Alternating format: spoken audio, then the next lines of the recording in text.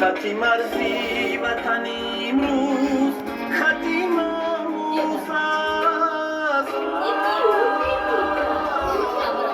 خطی مرزی وطن امروز خطی ناموس است. ای بناموس وطن دار وطن را مفروش، ای بناموس وطن دار وطن را مفروش.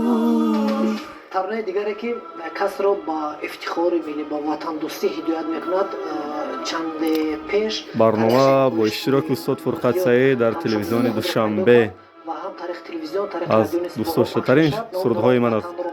وطن را مفروش. این سرود را در یک جایی با آوازخوان جوان خوشنود شریف سرایی دید.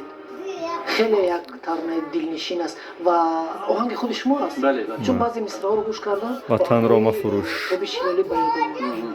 شاید این الهام از همون ترانه قسم باشد یا اینکه نه اصلا مکتب ایجادی من فرق میکنه تماما دیگر مکتب است، اما شاید همون تنین سرود و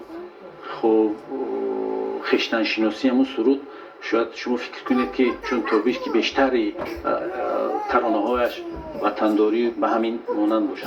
هر یک سرود، هر یک ترانه که از جانب آهنگساز ایجاد می شود و یک دوره رو در بر میگیرد، یک محیط رو در بر میگیرد و فکر میکنم که همون دوره گرویدن جوانان ما به حزب‌های بیگانه بیرون از تاجیکستان رفتن و خب خیانت به وطن بود و من در اطراف این فکر میکردم، اما شعری پیدا نمیکردم برای دلم که آنها رو آگاه سازم که به مثل وطن مقدس هیچ چیز نیست.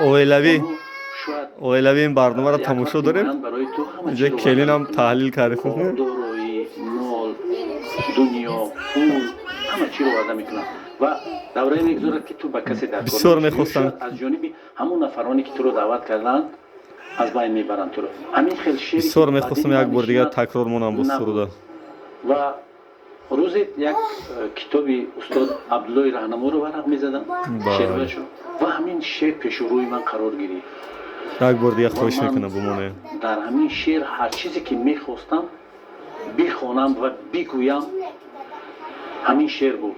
اگر آوازخوان همون درد را، همون مشکل را، همون احساسات را افاده کنه در سرود خود و سرود تیز شهرت می‌یابد و مردم قبول میکنند، چون که شما چیزی رو قبول میکنید که در او یا درد شما یا احساس شما یا اندیشه شما افاده یافته باشد. این سرود وطن را مفروش معناش میگه پیامش این بود که این لحظه دشوار میگذرد، ساعت دشوار میگذرد، یک دوربین بودن در کار، چیزی که اساس است، چیزی که باید حفظ شود این وطن است، این کشور است، این صلح و ثبات و وحدت است.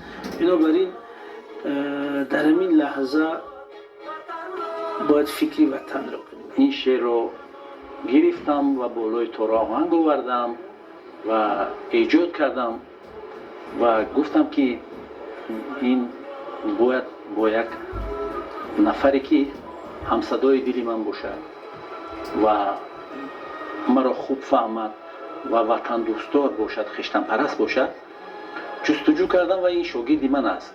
خوشبختانه خوشنود شاگرد من و پیشنهاد کردم نه به صفت آموزگار در کنسرواتوری ملی تاجیکستان همون وقت ایفای وظیفه می نمود. خوشبختانه امروز دکانی یک فاکولته است.